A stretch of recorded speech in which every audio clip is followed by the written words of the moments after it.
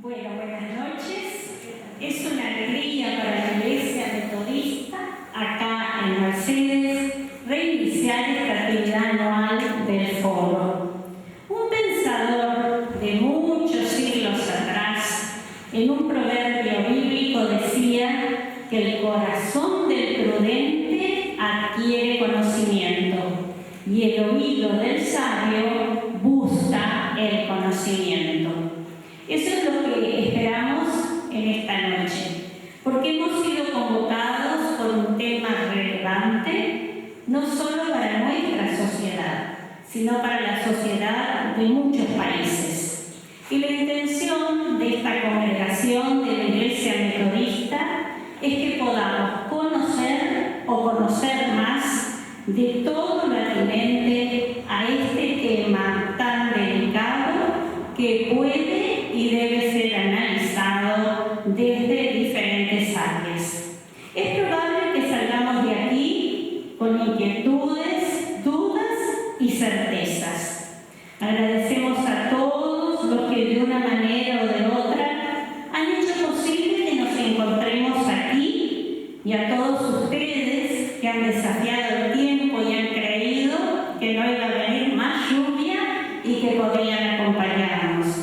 Es muy importante decir, y perdonen que les daba la espalda, pero la tecnología ahora nos tiene de esta manera. Es importante decir que estas personas que están acá como ponentes son personas muy ocupadas, pero que han apartado parte de su tiempo para compartir con nosotros. Algunas son de acá, de Mercedes, eso es muy bueno, pero también tenemos algunas otras personas que vienen desde otro lugar. Así que gracias a ustedes y gracias a nuestros ponentes. Y ahora vamos a dejar entonces a la vicepresidenta de la congregación acá, de nuestra comisión directiva, la profesora Andrea Gutiérrez, para que continúe este ciclo del nuevo foro que iniciamos hoy.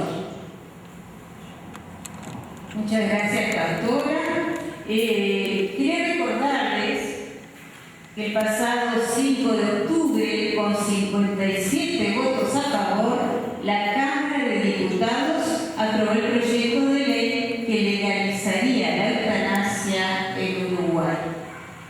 Este proyecto de ley, impulsado por 15 representantes de varios departamentos del país, tiene como objetivo regular y garantizar el derecho de las personas a transcurrir dignamente el proceso de morir en las circunstancias que ella determina. Eso dice el primer artículo de este proyecto de ley. Y para poder tener una opinión bien formada del tema, consideramos que es necesario estar bien informados. Por eso es que hemos convocado a estos profesionales y especialistas en sus áreas para que nos ilustren y nos muestren su opinión sobre el tema. Le vamos a ir dando la palabra de a uno con la correspondiente presentación y ellos van a tener 10 minutos de exposición.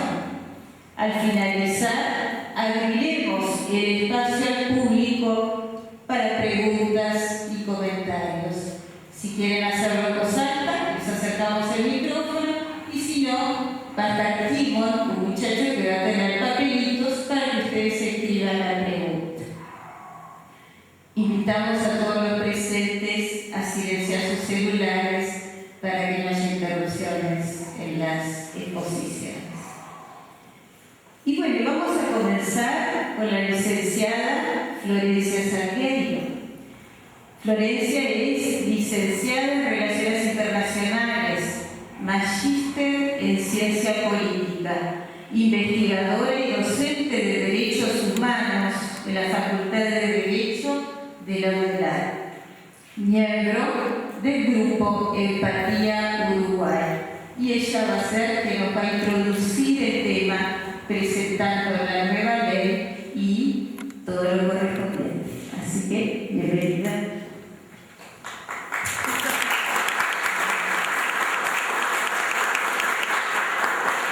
Bueno, muchas gracias. Primero que nada, como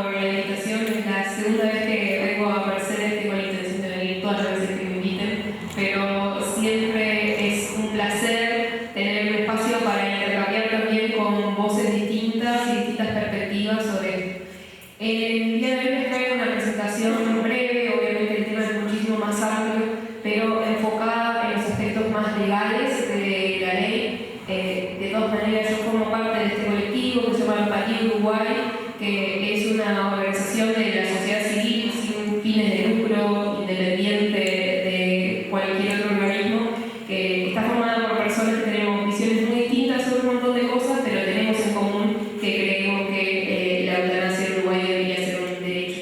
Y parecen muchos argumentos que se los comparto si quieren después en las preguntas, pero me gustaría enfocarme también para respetar el tiempo de todos en la parte más legal. Para eso les traje una pequeña presentación que si puede pasar a la siguiente diapositiva.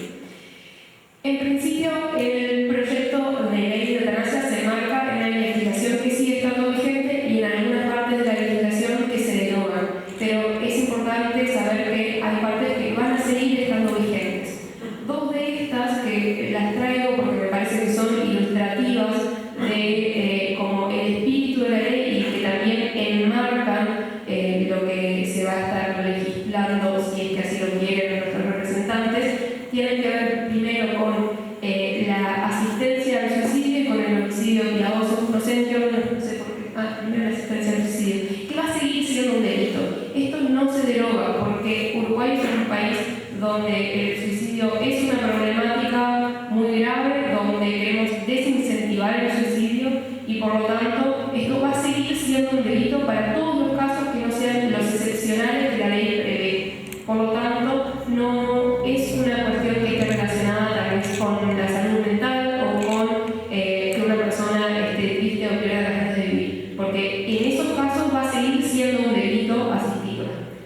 También es importante decir que en Uruguay existe desde 1934, si no me equivoco, la figura del homicidio piadoso, que de alguna manera está en el espíritu de lo que muchas personas en Uruguay ya creen, que es que si tenemos una persona que está pasando sufrimientos insoportables, que está consciente, que está suplicando de manera reiterada a otra que la ayude a terminar con ese sufrimiento, entonces esto no tiene, la persona que la ayude no tiene que ir a la cárcel, ¿sí? Eso es lo que dice el artículo sobre homicidio piadoso que está en el Código Penal. La diferencia con esto va a seguir estando también vigente, pero la diferencia con esto es, primero, no se establece un procedimiento claro por el cual esta persona con móvil piadoso establezca le dé muerte a la persona que lo solicita, y por otro lado, lo que se exonera es de la pena, pero la persona, en el caso del homicidio piadoso, sigue siendo un homicida que sigue teniendo antecedentes penales y queda a criterio del juez si exonera o no de la pena. Lo que decimos que esto ya es parte del espíritu de la ley es porque ya entendemos que hay algunos casos en los que ayudar a una persona a terminar con su sufrimiento no es un delito, o por lo menos no debería ser penado. Hay dos partes de la legislación que sí se modifican explícitamente en el proyecto de ley de eutanasia que se discutió el 5 de octubre en el Parlamento, que tienen que ver con la ley de derechos de usuarios de la salud, que establece que una persona tiene derecho a tener una muerte digna, a tener cuidados paliativos, a que se la respete, los tratamientos que quiere y que no quiere recibir, que establece la autonomía del paciente, pero prohíbe explícitamente la eutanasia. Entonces la ley lo que hace es sacar esa última frase que prohíbe la eutanasia. Y por otro lado, el Código de Ética Médica, que tiene rango de ley y que también tiene un artículo que prohíbe explícitamente, que dice que la eutanasia es contraria a la ética de la profesión, y para darle coherencia eso también se derogaría si esta ley se aprueba para que los médicos no estén sujetos a tener penalidades en su colectivo justamente por llevar a cabo algo que la ley entiende que no es un delito, ¿sí? Pero ya existe un contexto en el que esto se está desarrollando. Si me pasan al siguiente, por favor. El proyecto que se discutió y que se aprobó en la Cámara de Diputados es el resultado de un proceso que viene desde marzo de 2020, que lo empezó el diputado Pasquet del Partido Colorado con otros diputados de su sector, con el primer proyecto de ley que era la eutanasia y suicidio médicamente asistido. Era un proyecto que tenía como objetivo despenalizar el acto médico, es decir, que si un médico, dentro de las circunstancias excepcionales que la ley establecía, establecía el procedimiento de la eutanasia, eso no debería ser penado. Por otro lado, el Frente Amplio, algunos diputados de su bancada pusieron otro proyecto arriba de la mesa que tenía una óptica de establecer la eutanasia y la muerte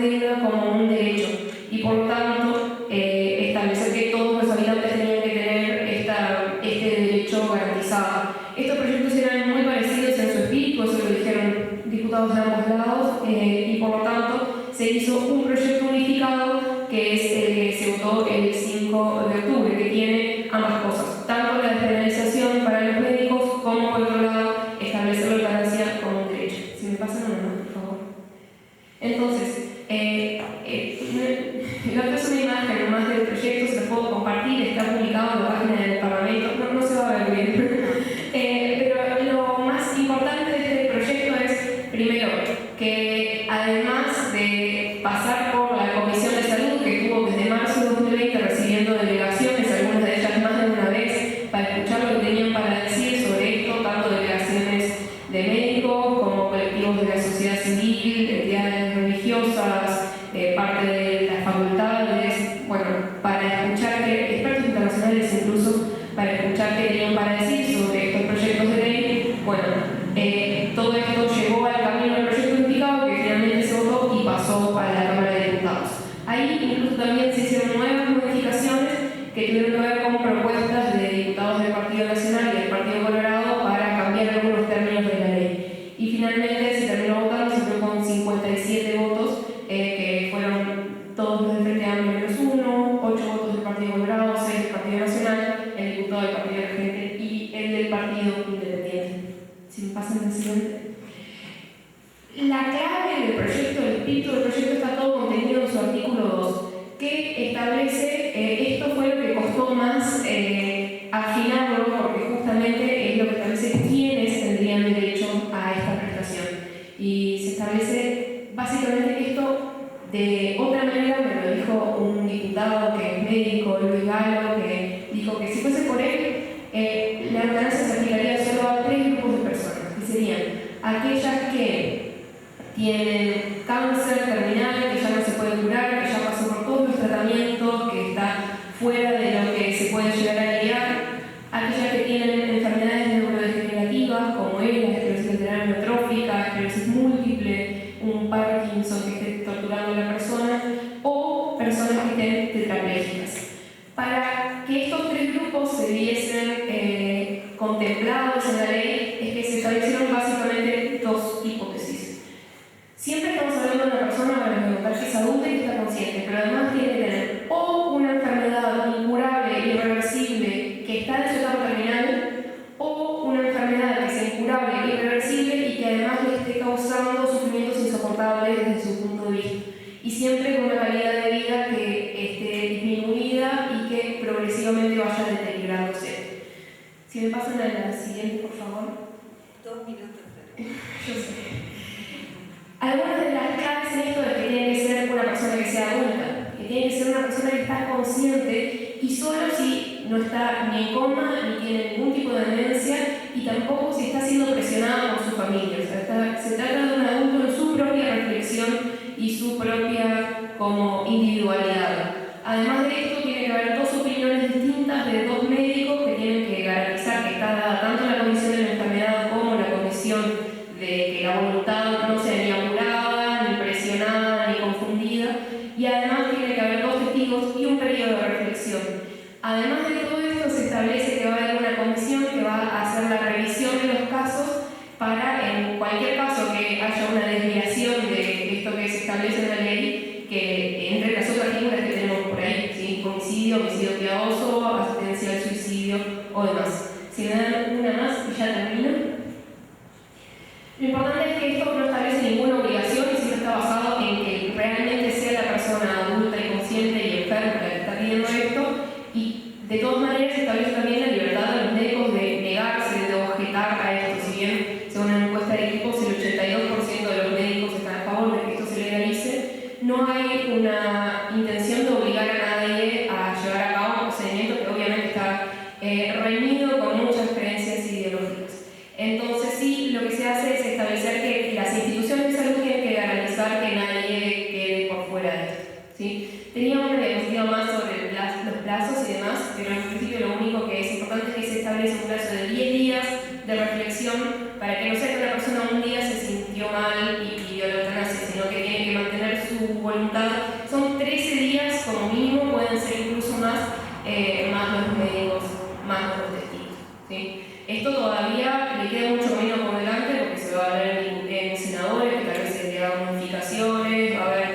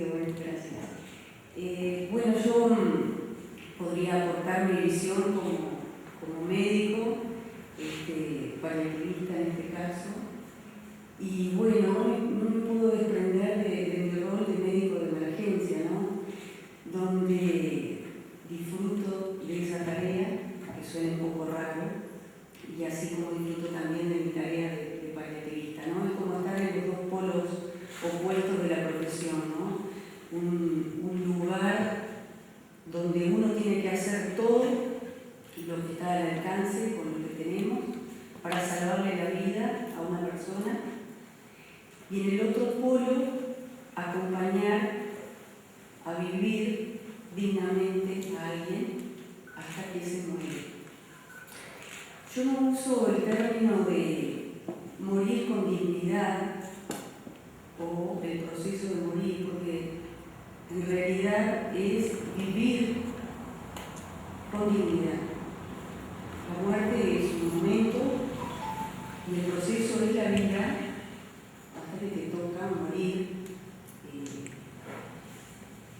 producto de un siniestro de tránsito, por ejemplo, con una postración prolongada, o ser un paciente oncológico en la etapa final de su vida. O sea, esos extremos, ese chip que tenemos que estar cambiando continuamente, es lo que a veces se nos hace difícil de realizar tan rápido, ¿no? Pasar de la ambulancia, de hacer todo lo que está a tu alcance y exagerar en las medidas y la obstinación terapéutica y todo lo que se pueda para salvar.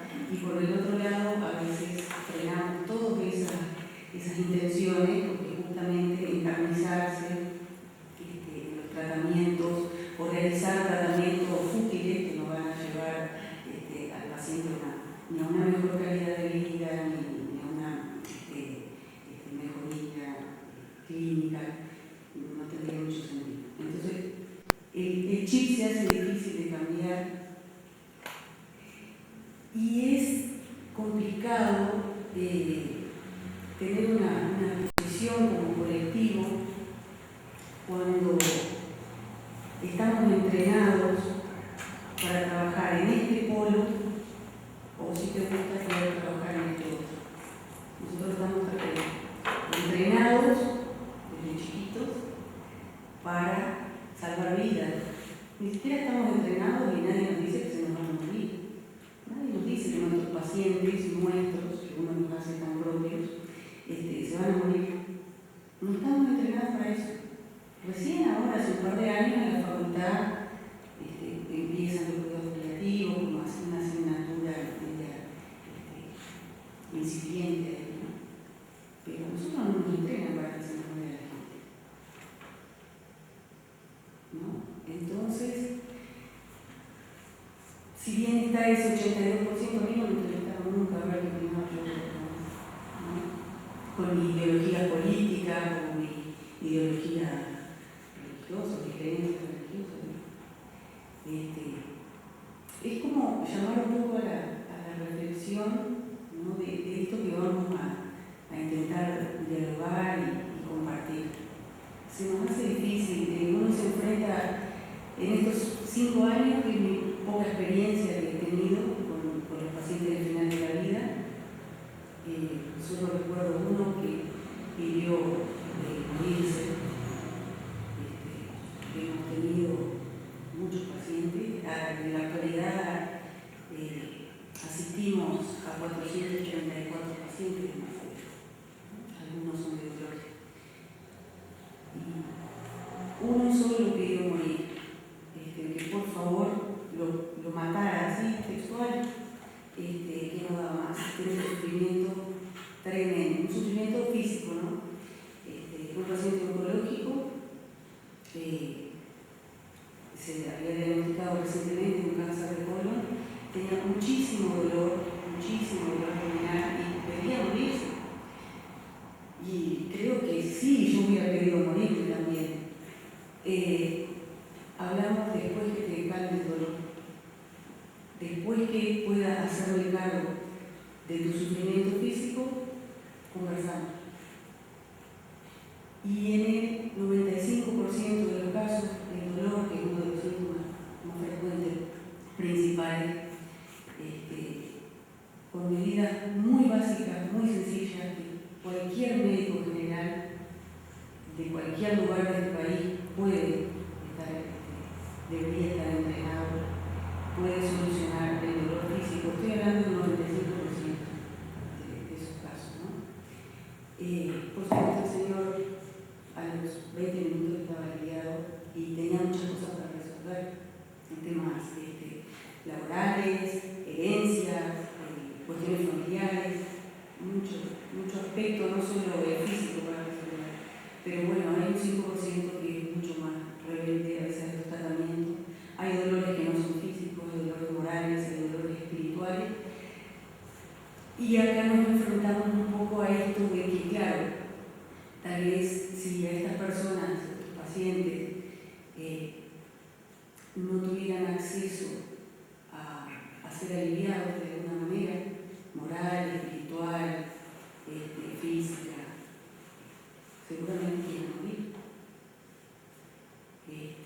Creo que vivimos, si bien Uruguay está muy bien posicionado a nivel de Latinoamérica, con un acceso prácticamente del 50%, algo así, al día de hoy, acceso a los cuidados paliativos. Si vos vivís al norte del Río Negro, tenés menos acceso. Si sos niño, tenés menos acceso. Y estamos hablando de un 50% que no tiene acceso a tener alivio. Entonces, claro, hay un 50% que seguramente te van a pedir que quieran morir. Entonces voy a esto, de que por un lado hablamos de una ley de cuidados paliativos, de una justicia, de una universalidad de los cuidados paliativos, y en la práctica tenemos un 50% que no tiene acceso. Entonces, seguramente la gente pida eutanasia, pida un montón de cosas que no es justo, ¿no?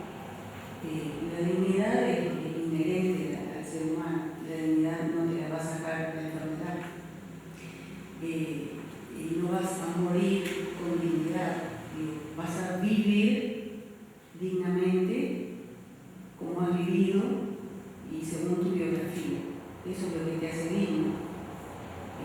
Nosotros acompañamos el proceso de vivir hasta que te toca morir, sea en una emergencia móvil o sea haciendo cuidado paliativo, ¿no? Pero bueno, estamos en un sistema que no está siendo justo, entonces me cuesta un poco pensar como médico, no como paliativista, pero como médico en eutanasia para gente que ni siquiera tiene acceso a que le alivie el dolor, ¿no? No hay un sistema actualmente que asegure a la población el acceso al cuidado paliativo. Esa gente seguramente quiere morir. Yo no sé si en 10, 15, 20 días un médico, que puedo no ser yo, pueda conocer a un paciente. A nosotros nos lleva mucho tiempo que el paciente se abra, tenga confianza, te cuente, pero cosas que no te hacen una idea. Lleva mucho tiempo. Yo no sé si un médico pueda, en el tiempo que está designado allí, acceder a la biografía de esa persona, ¿no? Pero bueno, sí, es verdad que hay situaciones que son extremas, que regular todo esto no es nada fácil. Y me pregunto qué pasa con los niños acá, por ejemplo, también. Así un poco eso, me gustaría saber, capaz, para saber un poco de interacción, ¿quiénes no tienen muy claro lo que significa cuidado paliativo? ¿Todos saben qué significa cuidado paliativo? ¿De qué se trata? ¿Para qué sirve? Si conocen personas que han accedido al cuidado paliativo. Primera vez que escucho. Bien, perfecto. ¿Me alcanza con una sola?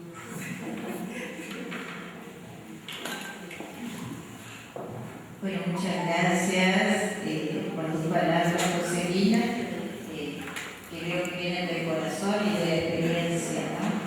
También nos pareció importante tener una perspectiva desde el punto de vista psicológico. Entonces, convocamos al licenciado Esteban, es licenciado en Psicología, recibido este año. Su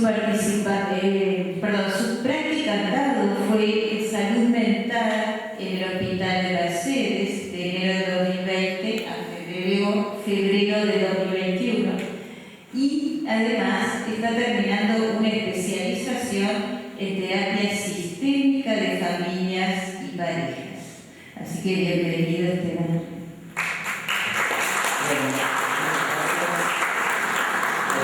Bueno, también agradecerles por estar aquí, agradecer a la compañía tan honorable de ponencia y bueno, a Clinton, que lo veo por ahí por confiar en que tenía algo para aportar hoy a la conversación sobre la eutanasia.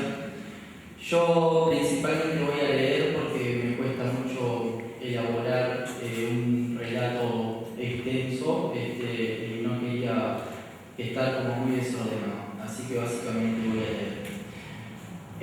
La eutanasia y todo lo que sucede previamente es un proceso complejo que implica un movimiento afectivo profundo, tanto para la persona paciente como para los familiares y también para el equipo de salud. Considero que el proyecto de ley, tal como está, no aborda la complejidad que implica la eutanasia y la atención a las patologías crónicas, ya que se basa únicamente en la relación médico-paciente y no en la salud comunitaria tal como lo plantean los organismos internacionales y en lo que se fundamenta el Sistema Nacional Integrado de Salud. Esto implica, como decía, atender a la familia, al equipo de salud y a las comunidades. Quisiera rescatar también la importancia de las carreras o de los profesionales no médicos en el área de la salud, como los trabajadores sociales y los psicólogos, por ejemplo, que suelen estar dejados de lado a la hora de elaborar leyes en el campo de la salud.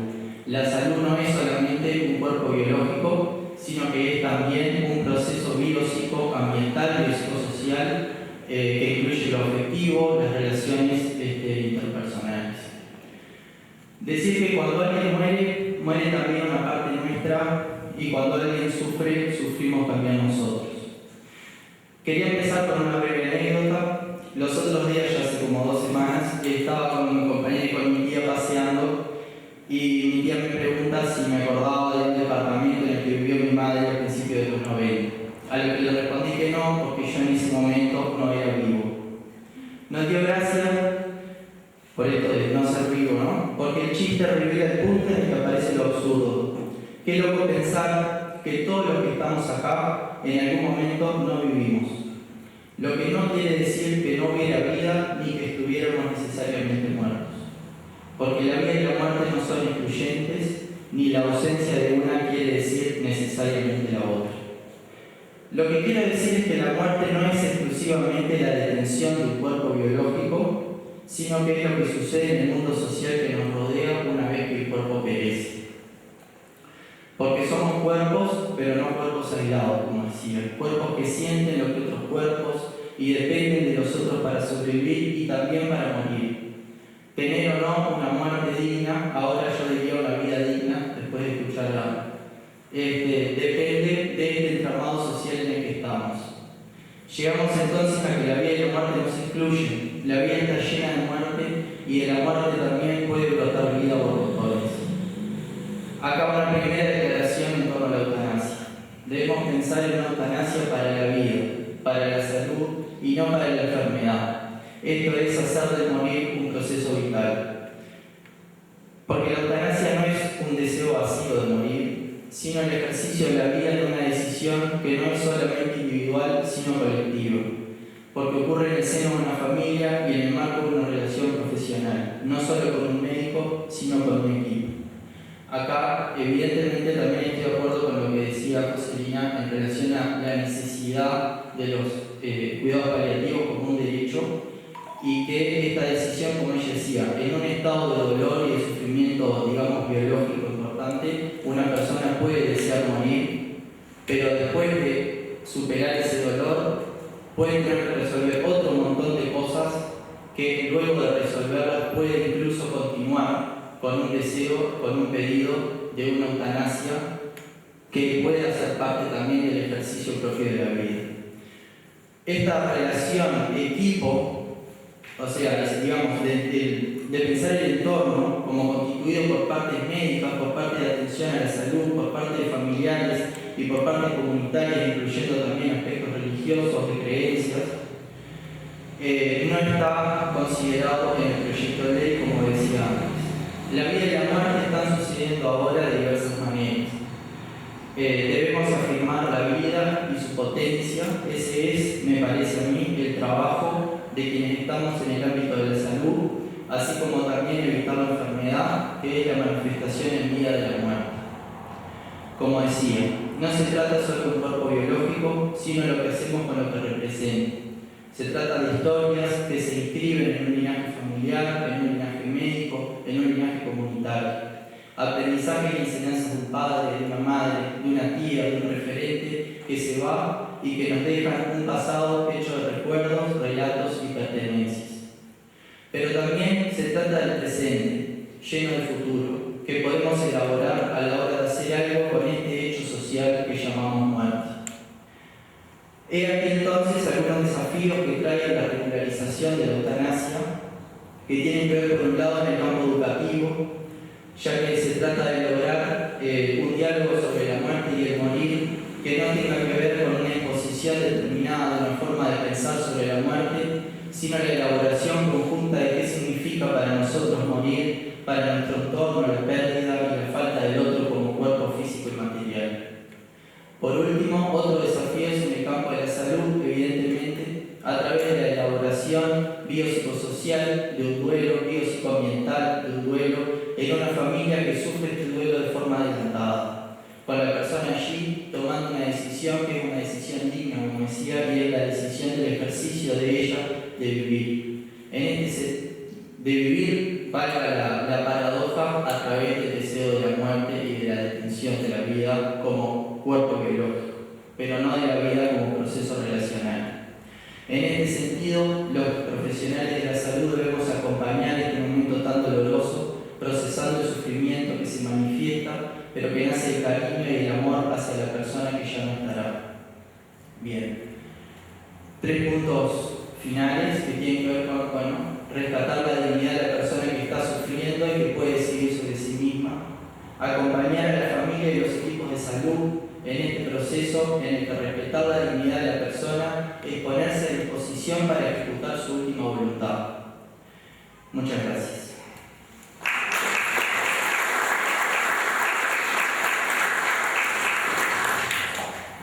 Gracias, Esteban, creo que ha aportado nuevos conceptos sobre la vida que lo vamos armando con todos los expositores.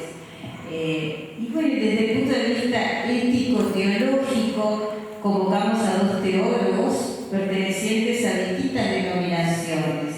Primero vamos a escuchar al Monseñor Carlos María Colassi, sacerdote de la Iglesia Católica desde el año 1980, perteneciendo a la congregación de los salesianos de Don Bosco, licenciado en Moral por la Pontificia Universidad Gregoriana de Roma, fue profesor en las materias de moral en el Instituto Teológico del Uruguay, Monseñor Mariano Soler, hoy Facultad de Teología del Uruguay. Fue ordenado obispo para la diócesis de Mercedes, que comprende los departamentos de Soriano y Colonia, en el año 1995, en donde hasta el presente ha ejercido su ministerio episcopal. También ha sido presidente de la Conferencia Episcopal del Uruguay y miembro de la presidencia de CELAM, Consejo Episcopal para América Latina y el Caribe. Bienvenido, Monseñor.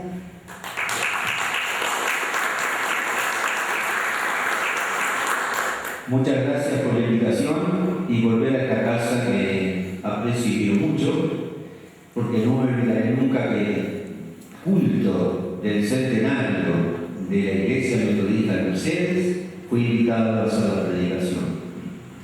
Una distinción que siempre llevo en el corazón. Apenas llegué al obispo de Mercedes con el pastor Gallego y el pastor Hugo Malán de la Iglesia Evangélica Batense, fuimos invitados a un congreso oncológico que se realizaba en Camec, en la ciudad de Rosario, organizado por el equipo encabezado por el doctor Leborne. Allí fuimos invitados a hablar de los momentos terminales de la vida. Y allí, con Garelo, nos preparamos para cómo íbamos a hablar en varias reuniones en esta casa. Van a recibir ustedes por escrito el fundamento de la intervención. Cada uno lo va a tener. Dentro de este fundamento de la intervención, yo titularía afrontar el final de los días de nuestra vida con dignidad. La persona humana tiene su dignidad. Desde la fe hemos sido creados a imagen y según la semejanza de Dios. Y la dignidad humana y la dignidad de todo ser humano, desde el momento mismo de la concepción hasta el día que cerramos nuestros ojos para prolongarnos en la eternidad, tenemos una dignidad que brota del amor de Dios que nos ha regalado la vida a través de nuestros padres. El primer punto de mi intervención, la dignidad de la persona, que se fundamenta en el mismo hecho de pertenecer a la obra creadora de Dios. La vida de cada persona es bella, única, irrepetible e insustituible. Valoro enormemente la medicina paliativa y personalmente lamento que las cosas no hayan ido por ahí y se hayan volcado para el otro lado. Valoro enormemente la forma de accionar la medicina paliativa, y esto lo dije en la Comisión de Salud de la Cámara de Diputados, que presidía en ese momento la diputada Silvana Buenavista.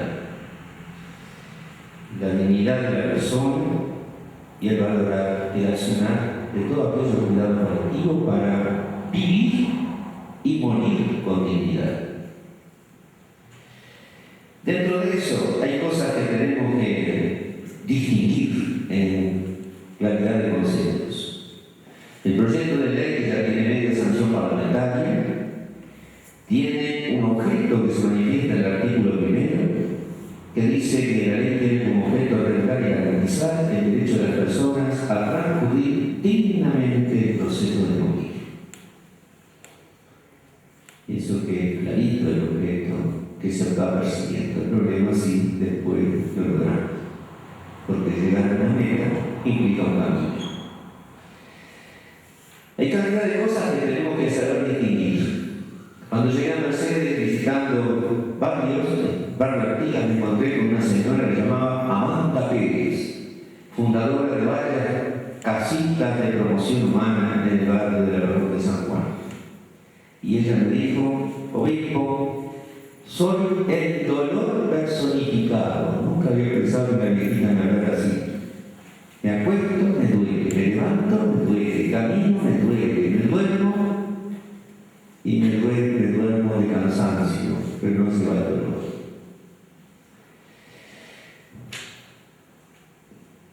Gracias a la bondad del doctor Coco, que me conoció en Casa de Galicia, donde visitaba todos los días el sanatorio, empecé a visitar desde el comienzo de mi venida a Mercedes el sanatorio prácticamente todos los días. Y he encontrado tantos casos. En el CTI de Mercedes me encuentro con un muchacho que una semana antes había confirmado la parroquia aquí Sagrado Corazón que había tenido un accidente palmario y estaba internado en etapas que se dijo a la familia terminales de la vida. Allí entramos, estuvimos con él, y el médico que estaba a cargo del CTI en ese momento me dice: no se gasten a hablarle porque estaba con muerte cerebral. Yo le seguí hablando. Tengo una concepción de la vida. El único que gasto público es el chimanco. Seguí hablando con él. Y bueno, y pasaron los días, y este muchacho se empezó. Y no un día que voy a visitarlo otra vez ese día, está el médico que me había dicho: ese sacudía la cabeza, no puede ser. Este muchacho siguió y llegó a ser un brillante abogado penalista. Hace unos días causa. El acercamiento al paciente me parece que es fundamental en todos los momentos de la vida. Pero hay cosas que hay que saber distinguir, como también descartar. No puede haber una obstinación terapéutica con un paciente. Obstinación. ¿Qué quiere decir? Tan obstinado que... y es que siga viviendo, hasta la mente igual una congeladora, pero sigue viviendo. No, eso no es dignidad. Tampoco es éticamente aceptable causar la muerte de un enfermo, como lo establece la Asociación Médica Mundial y el Código de Ética Médica, establecido por una ley uruguaya de 19.286 del año 2014. En el artículo 46 dice: la eutanasia activa es entendida como la acción o omisión que acelera la causa de la muerte de un paciente. Y dice: es contraria a la ética de la profesión. Aquí va a haber un conflicto de leyes. La ley que se está aprobando entrará en conflicto con esta ley.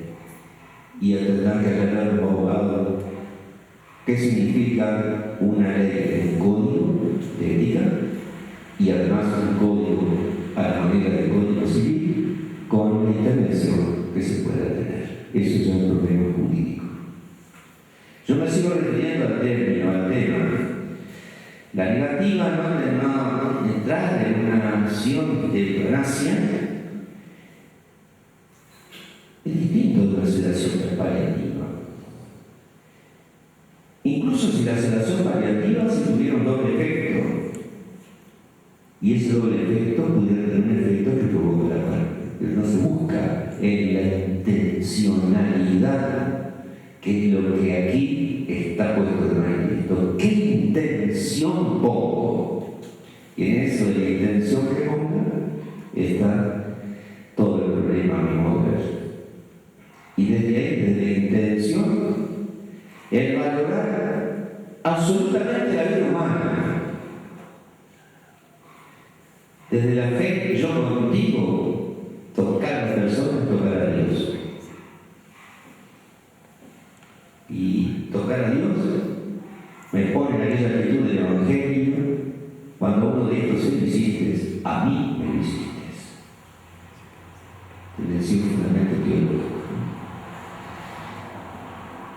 Yo pienso que nos inducimos a un error cuando empezamos a mirar de esta manera la vida de que estableció todo el ámbito de derechos o conflicto de derechos. La eutanasia activa es una acción o una omisión para acelerar la causa de muerte de un paciente. Y dice el Código de Ética Médica, es contraria a la profesión porque el médico está para la vida. Acabo de decirlo la doctora.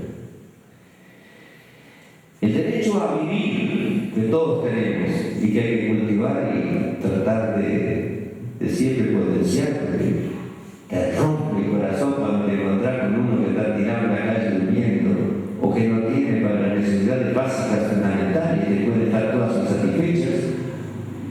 Implica también considerar lo que significa los últimos momentos de la vida. Y qué tremendo para el ámbito de la salud. Todos somos iguales ante la ley, pero encontramos diferencias en lo que significan los tratamientos humanos de defensa de la salud de la vida.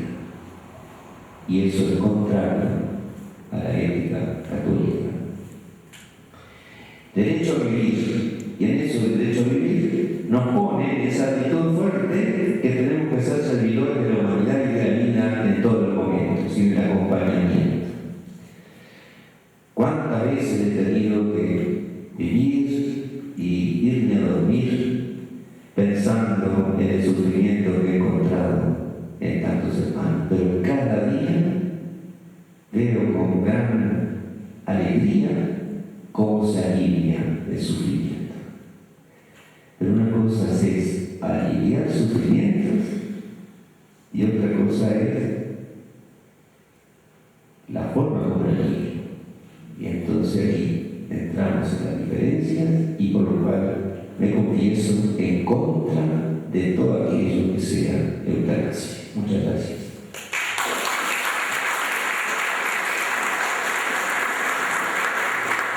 Muchas gracias, Monseñor. Y bueno, para finalizar, tenemos al reverendo David Guazú. David es egresado de Teología en el Instituto Teológico Anglicano del Uruguay, diplomado en acompañamiento psicoespiritual de la Universidad Católica del Uruguay y actualmente es integrante del Comité de Bioética de Salto y pastor en las iglesias metodistas de Salto y Artigas. Bienvenido, David.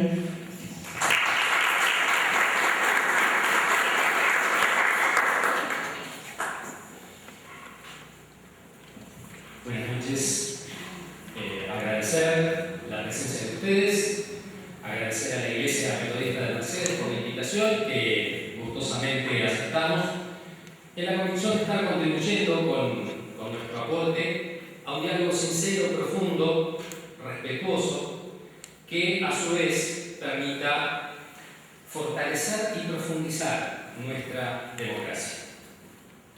Desde sus orígenes, el metodismo, heredero de la Reforma Protestante, ha tenido un marcado compromiso con la sociedad y la búsqueda de un mundo más justo, humano y fraterno. Hoy, a raíz del proyecto de ley sobre eutanasia aprobado en la Cámara de Representantes, queremos brindar nuestro aporte a la reflexión sobre este tema desde la perspectiva de la Iglesia Metodista en el Uruguay. No pretendemos dar una respuesta dogmática, porque no es nuestra forma de ser Iglesia. Si ofrecer a la luz de nuestra fe y experiencia cristiana una reflexión pastoral que contribuya al diálogo y a la discusión respetuosa. Dos consideraciones previas que quisiera hacer y me parece importante puntualizar. En primer lugar, vamos a hablar de la eutanasia, que etimológicamente refiere al buen morir. Ese es el término exacto de lo que significa eutanasia, el buen morir. Por otro lado, quisiera además observar que al hablar sobre eutanasia, no estamos olvidando la existencia de cuidados paliativos y el rol que cumplen en la atención a los enfermos, especialmente. Lamentablemente suele crearse una falsa oposición entre cuidados paliativos y eutanasia. Los cuidados paliativos no son una simple alternativa, sino que son un presupuesto. Tal es así que están contemplados en el proyecto de ley en cuestión, se puede leer en el artículo 4, inciso B, en la que se indica claramente la obligatoriedad del médico a brindar información acerca de los cuidados paliativos disponibles. Ahora sí, creemos que la vida, junto con todas las demás confesiones cristianas, es un don regalo de Dios, que como expresa Cancún, uno de los teólogos contemporáneos más influyentes, es también por voluntad de Dios tarea y responsabilidad del ser humano. Y precisamente porque el ser humano es y permanece humano, tiene derecho a una vida humana y también a una muerte humana. Vida que en el Evangelio de San Juan se expresa como vida en abundancia. Esto está en Juan 10:10. No es pues la ley existencia. Vida que no puede reducirse a su aspecto biológico, sino que, como bien mencionaron, también está en estrecha comunión con la vida biográfica, es decir, las experiencias, las relaciones con otras personas, los sentimientos, y que también asume a la muerte como parte del ciclo de la vida, que, en el caso de los cristianos, cobra aún más relevancia. La muerte es un paso hacia la infinitud de la vida eterna. Son muchas las preguntas que pueden surgir ante este tema. Vamos a considerar algunas significativas a las que desde nuestra fe intentamos dar respuesta que siempre es penúltima, no es definitiva. Una primera pregunta podría ser: ¿podemos afirmar con certeza que morir solos en una sala, conectados a aparatos que mantienen nuestra existencia biológica, aislados de nuestros afectos y en el mayor de los casos en sedación total para evitar el dolor, es una muerte natural? ¿Podemos acaso sostener que esa es la muerte que Dios quiere para sus esa muerte tiene mayor mérito ante Dios que la de quienes prefieren estar conscientes, rodeados de sus afectos, con la posibilidad de despedirse y evitar de sufrimientos innecesarios por tener que ser testigos del deterioro físico, psíquico, moral y o espiritual debido a una enfermedad incurable. Quizás para quienes consideren que es necesario hacer méritos ante Dios para obtener su favor, la respuesta puede ser un sí. Pero nuestra fe se arraiga en el Dios que Jesús nos reveló. Un Dios que no utiliza el sufrimiento y el dolor como camino para ser los mejores cristianos, ni como medio para obtener la salvación. La salvación, diría Martín Lutero, padre de la Reforma Protestante, no es por mérito, sino por gracia, don de Dios, por medio de la fe en Jesucristo. Uno de los textos más conocidos del Evangelio de Juan, al que he estado haciendo referencia, relata el diálogo de Jesús con Nicodemo, un maestro judío. En esa narración Jesús le dice: porque Dios no ha enviado a su Hijo al mundo para juzgar al mundo, sino para que el mundo se salve por él. Entonces, frente al sufrimiento sin sentido de quien padece una enfermedad incurable, cuyo deterioro es progresivo e inexorable, donde el dolor se hace insoportable a menos que se recurra a la sedación, ¿podemos condenar a quien elige libre y responsablemente el fin de su vida?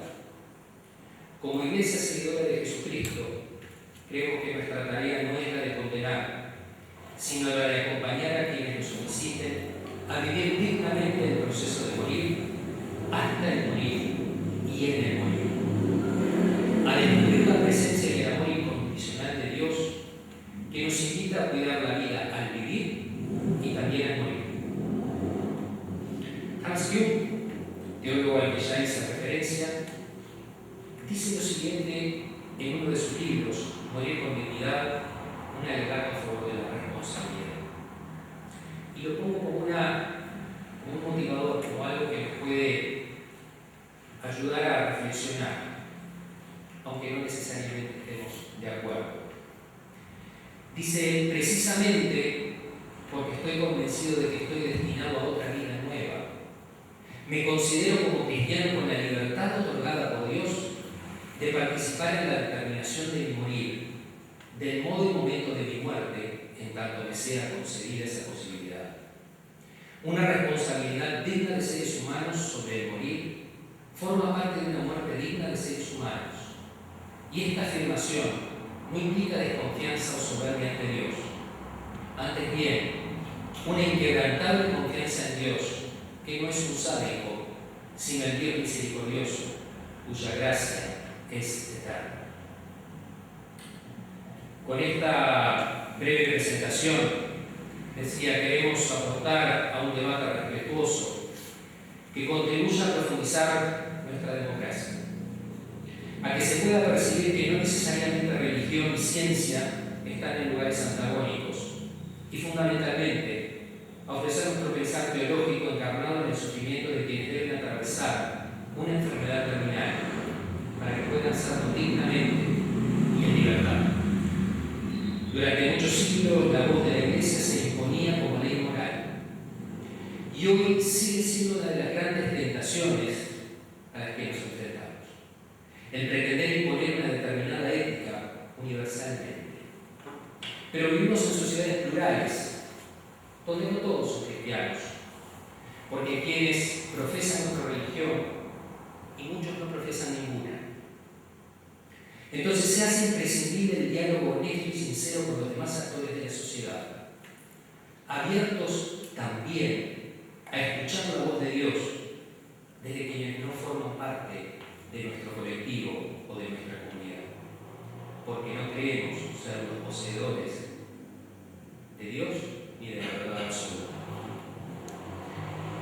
Porque también tenemos que reconocer nuestras limitaciones al intentar comprender el misterio absoluto de Dios.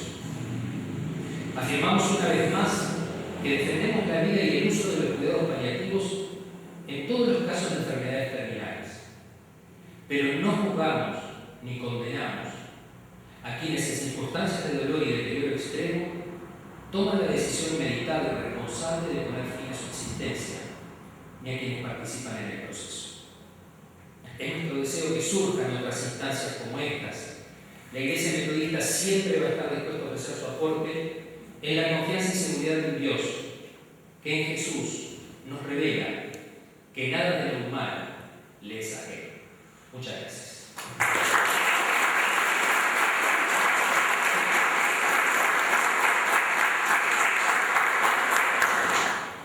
Muchas gracias a todos los ponentes. Y bueno, abrimos el espacio para que las personas que quieran hacer algún comentario, alguna pregunta, algo que no les haya quedado claro, quieran hablarlo por el micrófono, o si no, Timon allá, si se puede parar, tiene unos papelitos y una lapicera para escribir la pregunta si no la quieren hacer de manera oral. No, era para ver si la doctora podía brevemente explicar lo que son cuidados paliativos, porque, por ejemplo, una persona ya manifestó que no sabía qué era. Bueno, muchas gracias por la pregunta. Pienso que esta pregunta tendría que ser la primera, ¿no? Los cuidados paliativos, como decía el pastor, es un derecho humano, está consagrado. Hay una ley, 1835, que habla de que los habitantes de este lugar tenemos derecho a una atención de cuidados paliativos. Eso, como decía hoy, en la práctica, si bien está escrito y es una ley, ¿no? Debemos acceder, bueno, no tenemos esa universalidad. No hay acceso en la mitad del Uruguay a cuidados paliativos. Los cuidados paliativos son los cuidados que se le otorgan a una persona que padece una enfermedad crónica, progresiva, incurable, que acorta, limita la vida y que deteriora su calidad de vida. ¿Está? Los cuidados paliativos atienden la esfera física, psicológica y espiritual de esa persona y de la familia. Nosotros nos encargamos de atender al paciente que padece esa enfermedad. No siempre son pacientes oncológicos, si bien tenemos un 60% de pacientes con patología oncológica, no todos nuestros pacientes son oncológicos. Y bueno, asistimos no solo al paciente, sino a toda la familia. O sea que nuestra policlínica, cuando nos dicen, mirá que tenés un paciente nuevo, el paciente nuevo viene con todos los familiares a consulta, ¿no? Y si estamos en pandemia y usamos tapabocas y mantenemos distancia, viene toda la familia, ¿verdad? Entonces esa policlínica se hace a veces hasta de 10 personas. Y en esto de lo que es justo y universal y no sé qué, es como que, por lo menos así lo percibo yo y he tenido algunos encuentros o enfrentamientos o intercambios, donde no podemos, estamos hablando como de una utopía, parece mentira, que es un derecho humano, como el derecho a vivir, a la educación, a la salud, el derecho a que te cuiden cuando estás tan enfermo es para algunos. Si sos niño, si vivís en Norte de Río Negro, si pasás de Mercedes para allá o de Mercedes para acá. Entonces es como la base, me parece a mí, que si no te podemos cuidar, te podemos matar. Eso es lo que yo lo veo, lo interpreto como poco justo. Más allá de lo que yo puedo pensar como individuo, no como médico, ni periodista, ni miembro de no sé qué, me parece tan injusto. Es un derecho humano, ni siquiera sabemos de lo que es. No está mal que los habitantes no sepamos lo que es cuidado paliativo. Está mal que no lo ofrezcan. ¿No? podés pagar tu mutualista. ¿Es un tema económico, perdona? ¿Es un tema netamente económico? Los cuidados paliativos, mira, te voy a hacer una anécdota, perdón que se me entiende un poco. En nuestro hospital, en Mercedes, si bien uno como miembro de la salud, las nurses, los auxiliares de enfermería, el médico, hace cuidados paliativos sin querer, queriendo, no existían hasta hace un tiempo, ¿verdad?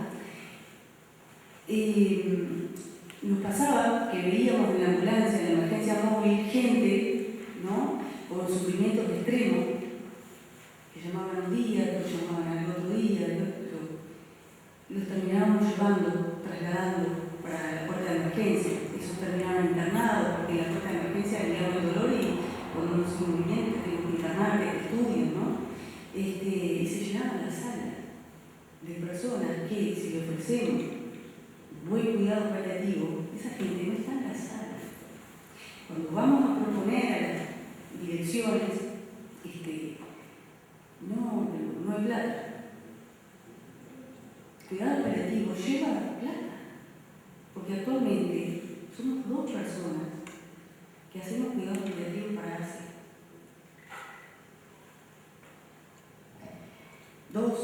434 pacientes. En Mercedes estoy hablando. Después Cardona tiene una colega que hace cuidado Dolores, hay gente que le gusta, y te llaman, y te consultan. O sea, estamos hablando de injusticias. Eso es lo que me conmueve yo. Puedo hablar de eutanasia, puedo tener mi pensamiento, claro que sí, ideológico, político, religioso, moral, espiritual, pero estamos hablando de, o sea, me parece que antes vamos a ofrecerle el 100%, no el 50%, y si vivís en Argentina tenés, no sé, creo, 14, ¿cuántos por ciento? Pero en mi país que haya 50% de gente que sufre, y el sufrimiento en su mayoría es físico, y un sufrimiento que en el 95% de los casos vive con medidas sumamente sencillas que cualquier médico puede tratar. Y pensaba en la historia de Amanda Pérez, la historia que contaba Monseñor. Pobrecita, algo tan fácil, pero algo tan fácil. Pues seguramente esa señora tendría dolores poliarticulares. Hacer una combinación de analgésico o algún opioide, ya está. Pero medidas tan simples. Y en ese cuidado no está solo el tratamiento del dolor físico. Los pacientes en cuidado paliativo tienen a veces hasta 14 síntomas a la vez. Tienen fiebre, tienen hipo, tienen dolor, tienen crisis de falta de aire, tienen angustia, tienen trastornos del sueño. Se combinan hasta 14 síntomas. Tenés que ir desglosando todo eso y muchas veces controlar el dolor, y el paciente refiere dolor, y tenés que sentarte y hablar y conversar, y aparece el miedo y la familia te consulta. Eso, ¿está? Cuidado paliativo sin hablar de eso, nada más. En realidad creo que una parte muy importante de lo que estamos acá, yo hablo por todos porque me mismo, creo que estamos todos de acuerdo que los cuidados paliativos necesitan urgentemente que se les dé el presupuesto, y para mí fue una gran alegría ver que en la rendición de cuentas aparecieron algunos recursos que obviamente nunca son suficientes, ¿sí? Porque a veces por lo urgente perdemos de vista lo importante, y si será fácil olvidarnos de este tipo de personas y también del laburo que lleva y de lo importante que es tener servicios profesionales bien pagos, con suficientes horas, con suficientes recursos humanos. Seguro Romina sabe más que yo. Creo que ese consenso ya está, y aún más creo que la Comisión de Salud del Senado va a aprobar la ley de cuidados paliativos, que ya tiene media sanción de diputados, y creo que sería una alegría para todos que eso se dé primero, porque hay un consenso en que eso es lo primero, y sobre todo para ese 95% de la gente que tal vez desearía, pide la eutanasia porque no fue aliviada, pero que si se la alivia no lo quiere. El tema que nos trae hoy este foro es ese 5% que ni siquiera con los mejores cuidados paliativos podría ser realidad de una manera que entienda tolerable. Y acá yo vi, mi padre tuvo la esclerosis lateral amiotrófica, que es una enfermedad incurable y neurodegenerativa, y tuvo los mejores cuidados paliativos disponibles, y yo nunca voy a decir una palabra en contra de los cuidados paliativos, porque para mi padre, para mi familia entera, para mi madre, para mi hermana y para mí, fueron increíbles. Además, un equipo interdisciplinario que incluía un psicólogo, que incluía un psiquiatra, un fisioterapeuta. La verdad, un lujo que ojalá todos los uruguayos pudiesen tener. Sabemos que no es la realidad. Pero incluso con todos esos recursos, tal vez mi padre fue el 5%, que incluso así no era suficiente. Entonces, este proyecto de ley es para ese 5% que ni siquiera así podía. Y yo conocí una señora que está viva hoy en día, se llama Beatriz Gelos, que fue entrevistada en El Observador el sábado pasado, que vive con ella desde 2008. Es una persona que está totalmente lúcida, más lúcida que todos nosotros juntos. Una mujer, fue profesora de idioma español, es graciosa, observadora, una persona que tiene muchísima reflexión hecha acerca de su enfermedad y que puede con mucha dificultad mover las manos como para escribir en la computadora, pero no puede hacer ningún tipo de fuerza como sostener un vaso, que no se puede pasar de estar acostada a estar sentada, que uno de sus más grandes dolores es que tiene una nieta de 2 años y no la puede tener en brazos porque no la puede sostener directamente, que no puede hacer nada sola y que si bien tiene una familia que la acompaña, tiene un equipo de cuidados paliativos que la acompaña y también, por ejemplo, reformó su casa para poder subir la escalera con un ascensor, después desde 2008 para acá, de estar con esta enfermedad que va avanzando y que no se puede aliviar más de lo que ya le están aliviando, que es un montón y que realmente es admirable. Incluso hace un taller literario por Zoom, o sea, una persona que tiene toda la capacidad mental de decidir por sí misma. Y ella decía, bueno, a mí me interesaría que todos tengan los cuidados paliativos que yo tengo, sí, pero también sentir que tengo el control para, no ahora, no hoy, pero si un día yo entiendo que esto ya no da para más, que es insoportable, que no puedo más con esto, ser yo la que tenga el control de hasta cuándo, de ser yo y ser con las garantías y con el cuidado de decir, bueno, no solo que ella no puede por sus propios medios decidir sobre su vida porque no se puede mover, ¿no? Pero además decir, bueno, va a ser con garantías, acompañada con médicos, con mi familia, en mi casa, en mi cama, escuchando la música que me gusta. Y en realidad creo que para ese 5%, para esas enfermedades que ni siquiera con cuidados paliativos, para esas personas que son adultas y están conscientes y que ya pueden reflexionar y que no es que si le das lo que hace ese cálculo, porque justamente por eso también es que se pone la obligación de que pasen 10 días para decir, bueno, tal. No es una cuestión monetaria. Es perfectible, podría haber más garantías, se podría establecer que haya un asesoramiento psicológico, un trabajador social, tal vez sí, eso lo decidirán los senadores. Pero a ese 5% de la gente, darle la espalda o hacer como que no están ahí o como si en algún momento solo con cuidados paliativos que pudiésemos aliviar, es como un acto tal vez de falta de humildad acerca de las capacidades humanas. Ojalá en algún momento los cuidados paliativos puedan aliviar el 100% de los dolores y todos podamos estar acompañados de esa manera. Pero mientras eso no suceda, estos uruguayos como Beatriz, que están viviendo en Montevideo hoy en día, van a seguir sufriendo. Entonces se puede avanzar en las dos cosas al mismo tiempo y ojalá nuestros representantes no solo tomen el trabajo de aprobar una ley, sino que se tomen el trabajo de priorizarlo en el presupuesto después para poder hacerlo realidad.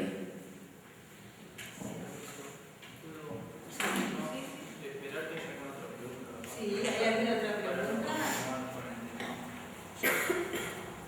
Si no, sumar a estos comentarios como brevemente, de que siento que se sigue haciendo énfasis en la persona sufriendo como cuerpo biológico que es parte de un 5%, etc. Lo cual es cierto y lo cual hay que entender, pero un gran porcentaje de las familias uruguayas que no tienen recursos económicos, que no tienen una educación para lograr sostener estos procesos y sostener de forma sana un duelo, porque sostener un duelo, y ya no me estoy refiriendo tanto al hecho de estar a favor o no de la eutanasia, sino de que la persona va a llegar a ese final y genera en psicología se habla mucho de huecos representacionales, digamos, ¿no? Que tiene que ver con esta ausencia física y esta ausencia psíquica y esta ausencia espiritual, etc. Y en familias con estas condiciones y características de funcionamiento insano puede desarrollar otra enfermedad. Un ejemplo de ello es la diabetes, que es una enfermedad que tiene muchos controles, pero que puede desarrollarse a una cronicidad muy importante, y hay estudios en los cuales se ha producido diabetes por una situación de estrés familiar, una situación de mal relacionamiento familiar. Entonces me parece importante rescatar que en muchos casos es necesaria una atención a los núcleos relacionales que rodean a las personas.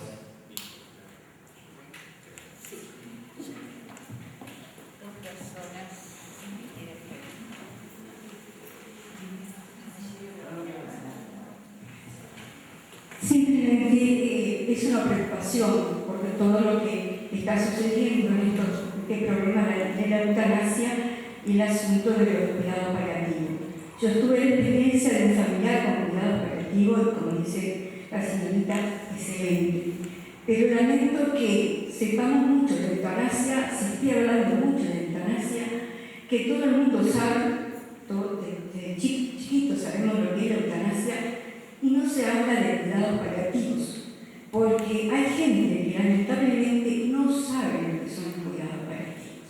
Y hay médicos que, conociendo de pronto la situación de dolor de una persona con un cáncer, no mandan al cuidado paliativo. Es como una ignorancia total. Y lamentablemente me enteré los otros días por una reunión que hubo acerca del cuidado paliativo pediátricos. No hay cuidado paliativo pediátrico en nuestra zona. Y si vamos a decir, al mapa de Uruguay, ver los lugares donde se están realizando cuidados paliativos pediátricos, es lamentable. No tenemos, y eso significa, si hay un niño, estamos hablando de niños, de bebés, si un niño tiene de pronto un problema de una enfermedad realmente seria, se le envían, porque no se les dejan solos, ¿no? Se les envía un Montevideo. Y eso significa que los padres tienen que dejar de trabajar. Es una situación impresionante lo que hay detrás de eso, como decía el joven acerca de lo que significa para la familia, lo que significa para la sociedad. Y estamos, entonces, mi preocupación es que hablamos mucho cuando esto tendría que haberse comenzado por aumentar la calidad y la cantidad de personas que fueran asistidas con médicos, realmente con todo el personal que se le requiere para eso. Y hay la preocupación, y si pensamos que esto sucede con los niños, es decir, no sé qué más decir, la verdad que no sé qué más decir. Gracias. Bueno, buenas noches. Me presento, yo soy el representante nacional, así que fui uno de los que tuve la posibilidad de estar en esta discusión parlamentaria. Yo simplemente voy a dar algunos aportes.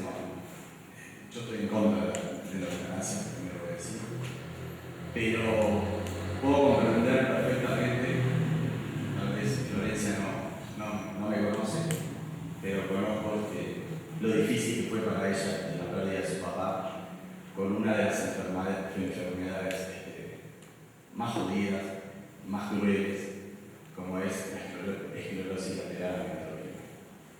Yo creo que la gran confusión que tiene este proyecto de ley es no haber separado algunas enfermedades para hacer un tratamiento en paralelo.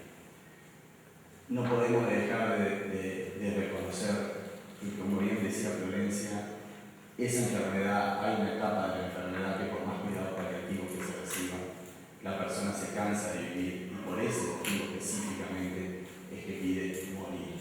Lo que está claro, y eso es bueno decirlo, que el 95% de las personas que reciben cuidado paliativo deciden en morir. Eso está comprobado por el Colegio de Paliativistas, que lo pueden decir y reafirmar. Las personas no piden morir, lo que piden es no sufrir. Y creo que el gran error que estamos cometiendo como parlamentarios, que deberíamos tener esa responsabilidad, es no habernos dado el tiempo necesario para que el 100% de los uruguayos conozcan efectivamente de qué se tratan cuidados paliativos de calidad, gratuitos y universales. Hoy los cuidados paliativos no necesariamente son gratuitos en todo el país. Hay que decir, siempre puede haber una cuota diferencial dependiendo de cada uno de los centros de salud. Por lo tanto, lo correcto, lo responsable como legislador son dos cosas.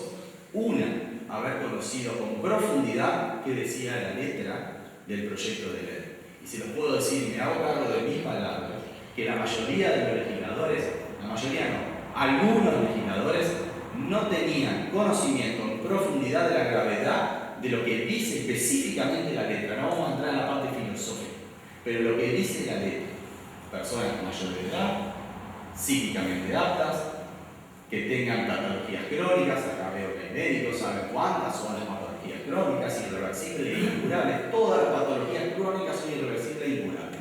Un Parkinson es irreversible e incurable y obviamente que avanza día a día, ¿sí? Que menoscabe gravemente tu calidad de vida.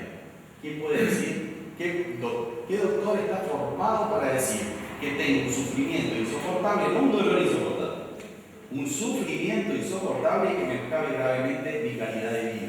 La relación, para que ustedes sepan, es doctor, tratante, con el paciente.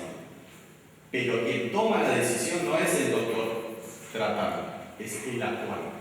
Porque el tratante no puede tomar la decisión, es actuar. Así que un médico que su concepción es aliviar, cuidar y acompañar, le estamos dando la obligación o el derecho, diría yo, la potestad de ser juez en ese momento ante una persona que sin duda está pasando momentos difíciles, y especialmente las personas más vulnerables son las personas de menos recursos, son las personas que menos se cuidan en este país, son las personas que muchas veces los familiares o no quieren ser una carga para su familia. Entonces lo que estamos haciendo de alguna manera es, aquel que tiene posibilidades económicas, como bien lo estaban diciendo, van a tener unas ciertas posibilidades. Los que no tengan posibilidades económicas, en el menú, en la carta del día, sí, va a estar cuidados paliativos en letra chica y va a estar la eutanasia en letra grande.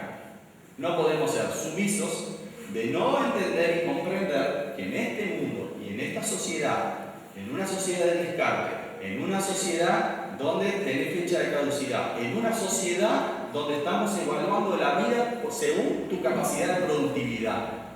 Porque no nos cuestionamos lo mismo si un joven de 20 años tiene una patología crónica irreversible, a ese lo vamos a tratar de cuidar. ¿Por qué? Porque le puede quedar una carrera larga todavía.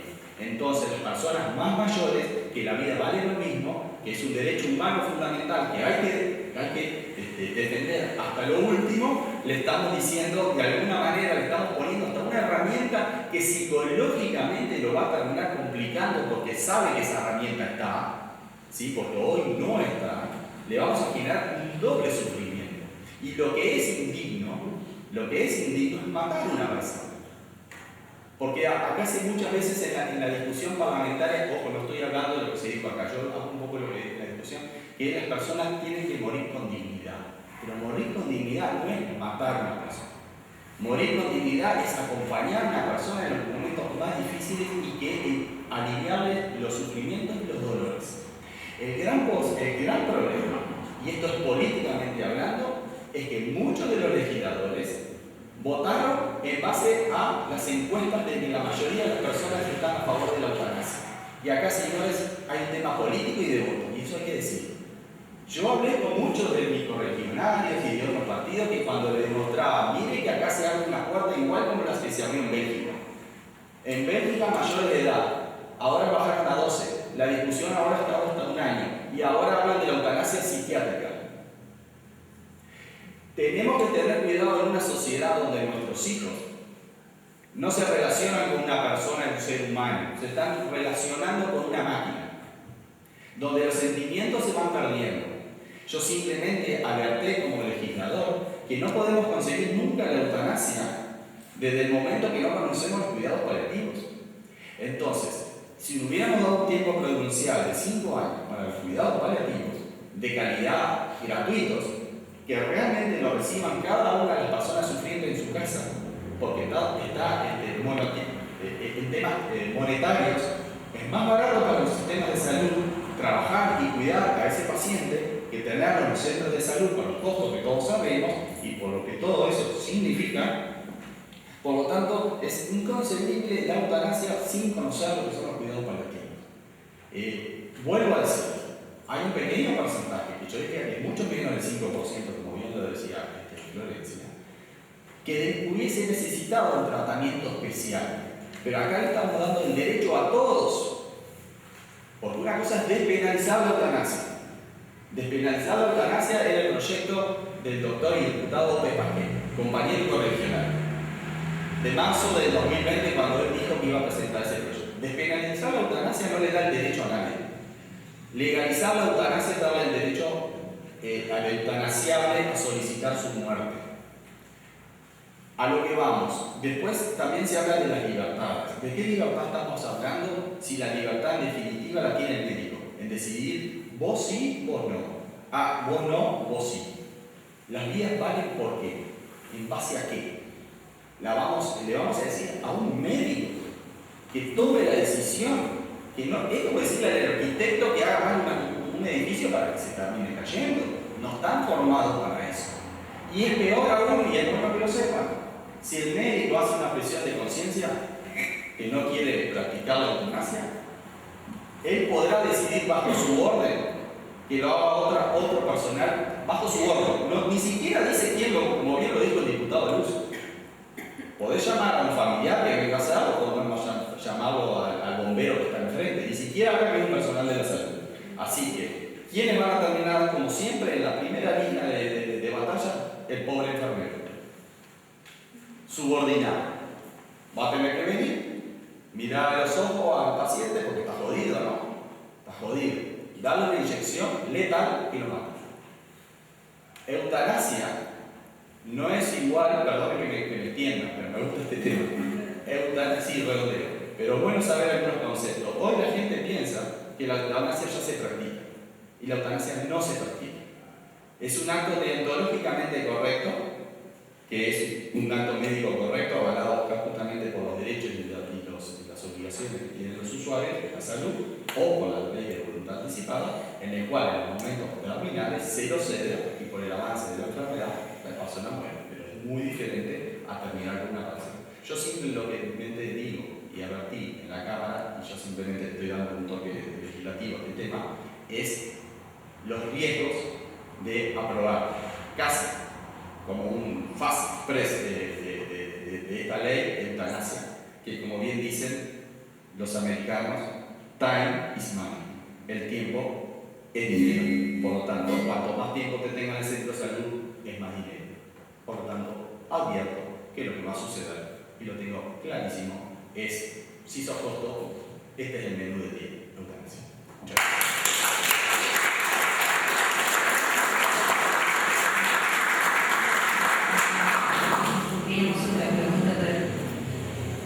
No, un poco una reflexión particular. Que lo lamentable es que uno escucha distintas posturas y lo que resulta al final es que esto desgraciadamente tiene también un fondo económico. El tema es si tenés o no tenés. Porque un paciente, por ejemplo, muchas veces le alivian el dolor y demás, pero sabe que esa familia ya no da más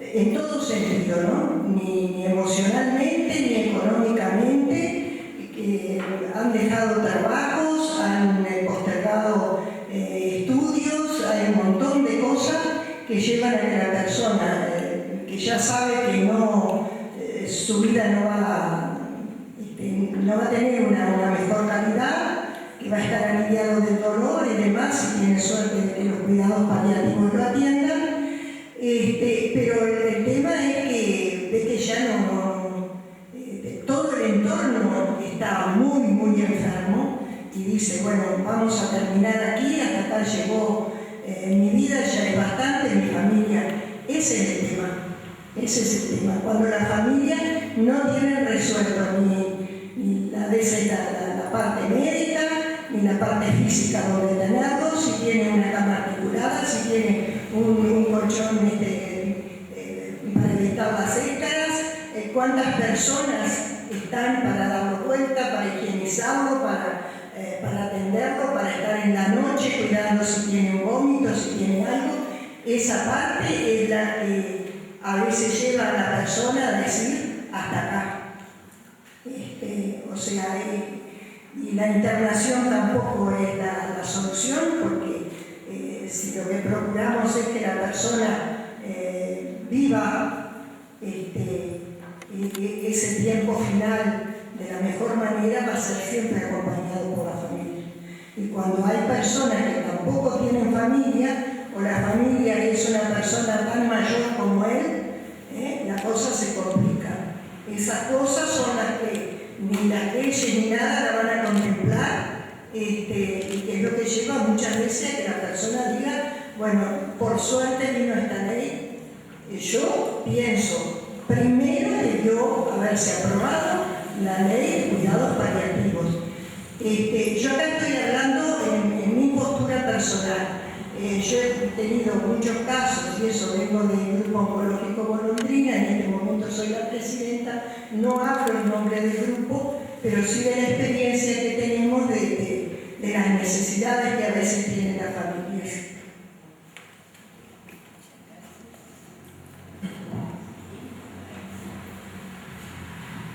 Buenas noches.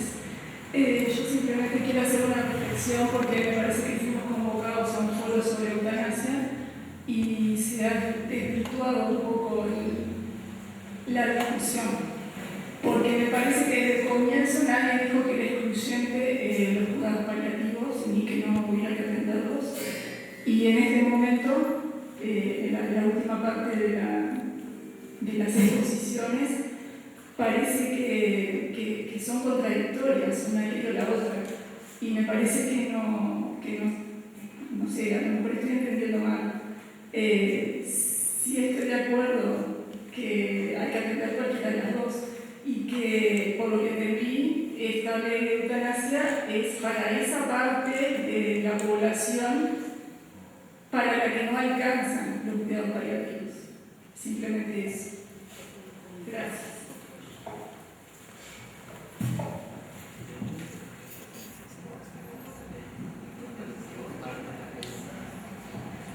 Sí, se entiende bien lo que comentás, pero creo que hay que empezar por el principio, porque estás proponiendo eutanasia cuando ni siquiera podés aliviar el 50% de la población.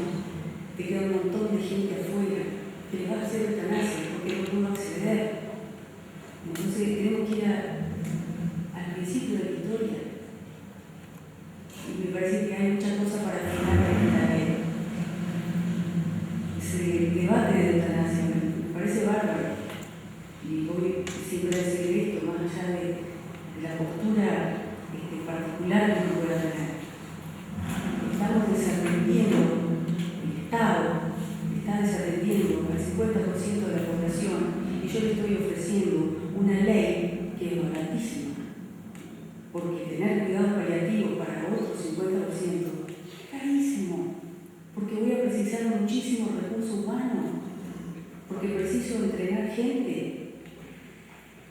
Está muy bueno esto de lo que saca Martín, además le tengo que agradecer a Martín y a los otros diputados departamentales por el trabajo que han hecho para con la población en este sentido.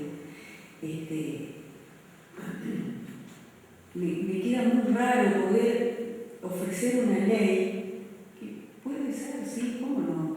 Yo no digo que se contrapongan o que sean opuestas, pero hay un 50% que no lo estoy atendiendo y obvio que va a ser baratísimo.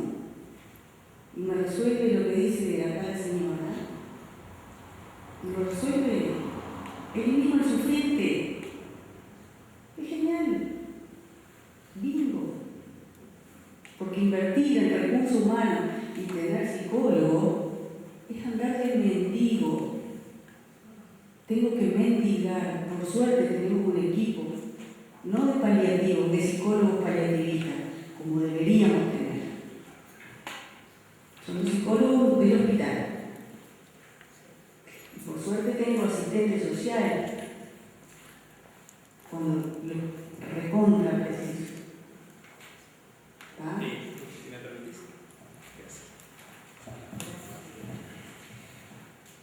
¿Les parece última intervención de parte del doctor y vamos cerrando por aquí? Sí, contestando la pregunta que nos hacías, y lo otro frente a tu pregunta, para concentrar en tu pregunta, es: no es que esta ley solo se ofrezca a un 5% de la población, es una ley que evidentemente va a estar disponible para toda la población. Lo que pasa es que, obviamente, quienes más la podrían llegar a utilizar son ese 5% en el que, como la doctora decía, los cuidados paliativos no le solucionan los problemas.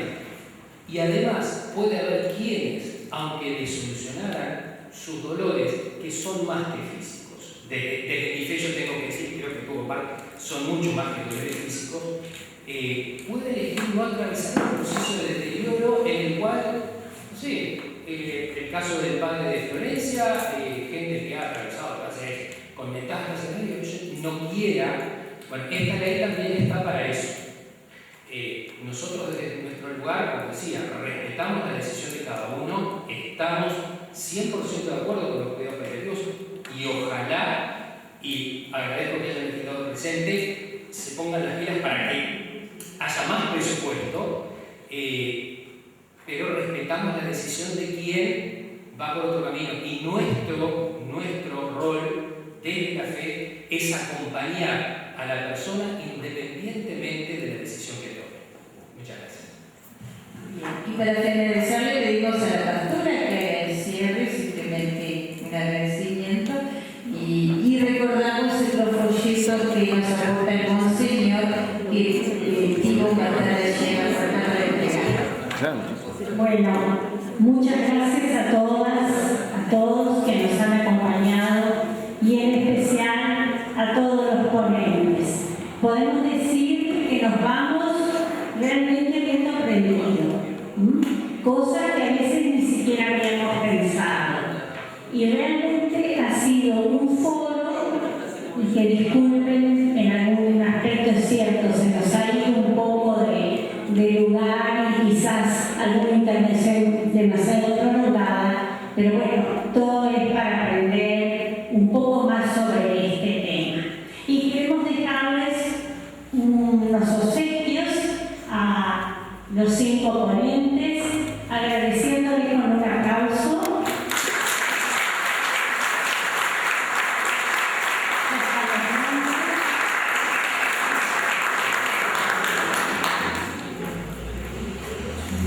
Y bueno, y a ustedes les esperamos el próximo año